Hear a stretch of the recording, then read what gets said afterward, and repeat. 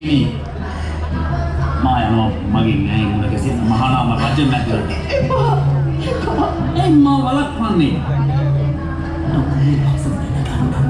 කිසිදු පළක් වෙන්නේ නැහැ පුතා. අවුල් වෙනවා මිස. මට ඕනේ අවුල් ලිහන්න මෑණියනි. අවුල් ලිහන්න. හිතනොත් කරගෙන ඕනේ අවුල් ලිහන්න මෑණියනි.